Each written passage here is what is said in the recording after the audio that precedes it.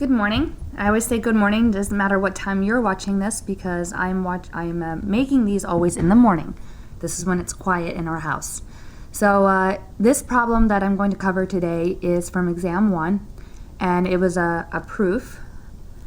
The theorem that I asked you to prove is if you have two different n by n matrices, and if you multiply these matrices, and you know that the product is invertible, then prove that one of the matrices, B, is also invertible.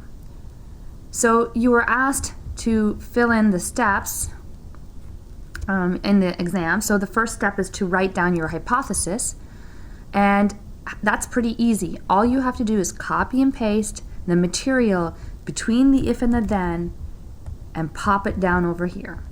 So that's your hypothesis. This is what you know. You know that AB is invertible.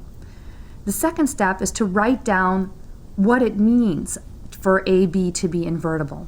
So this was a hint that this was what you're supposed to have put in A.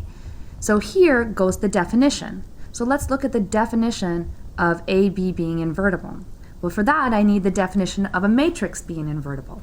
And this is the definition I gave you in class.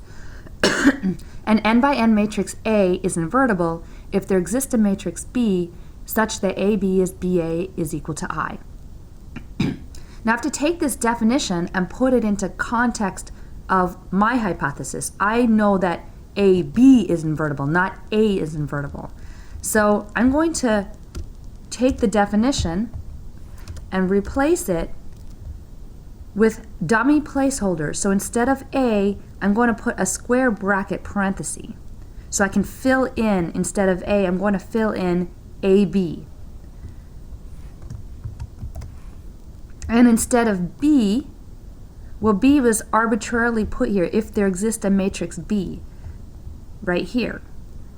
I can't put B here because I've already used a B here. So I need to replace the new variable B that appeared here with a different variable, C. And over here, I just had put square brackets wherever there was the first matrix and round brackets wherever there was a second matrix. So now I just replace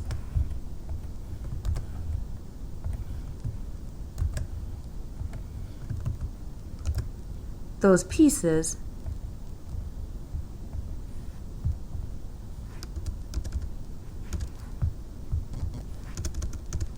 like so.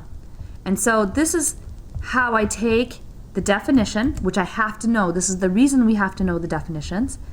And I can now replace it right over here. So that was the logic that went into thinking about how to put AB invertible. I saw in class people were confused where all of a sudden a matrix C appeared. This is where the matrix C appears. So what is it I have to show? I have to show, that's easy. You take the material after the then and copy and paste. Then, I actually have two thens because I have a typo. B is invertible. So what does that mean?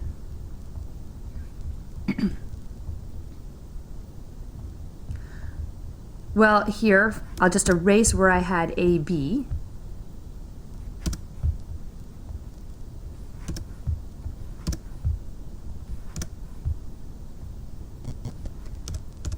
What does it mean for a matrix B to be invertible? Well, it means that there exists a matrix.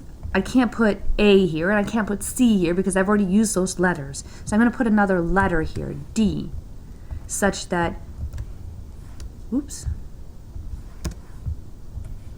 B, D is D, B is I. So it's exactly this definition copied and pasted and replaced with my letter, which was B. So instead of A, I had to put a B here because I'm trying to show that B is invertible. So I copy and paste that and put that down here. So this is my end goal. I would like to reach to a point where I can show the existence of this D.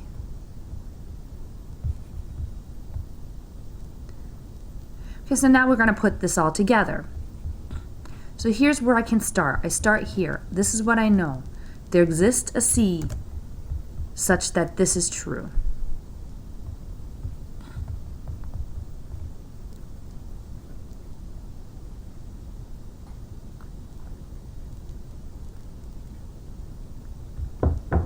So I'm going to focus over here on this part. Notice I need to get to this endpoint up here, which is highlighted. So I somehow have to rearrange things so that I have a D involved. I have to show there exists a D.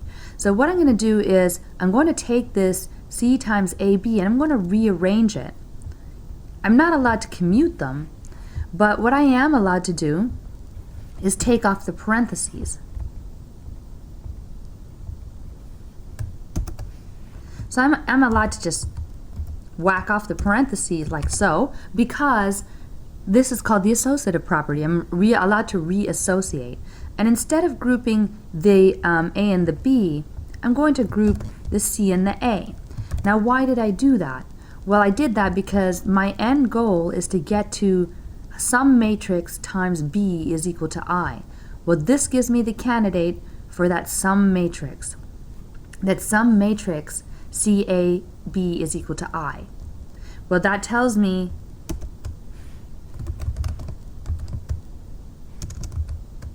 I have my D.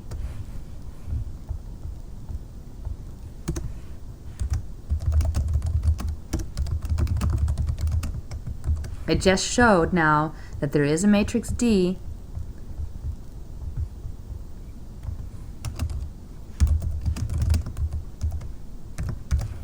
such that DB is I.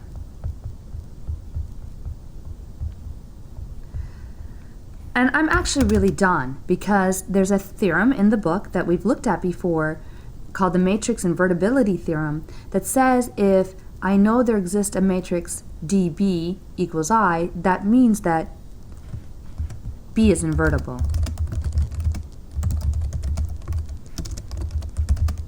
So I don't have to show the other way around. I didn't like invertibility.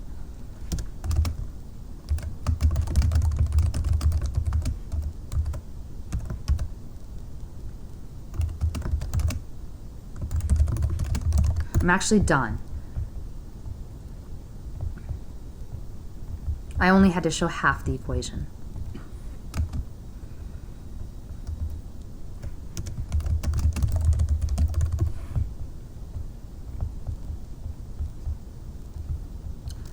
And this is the proof. I'm done.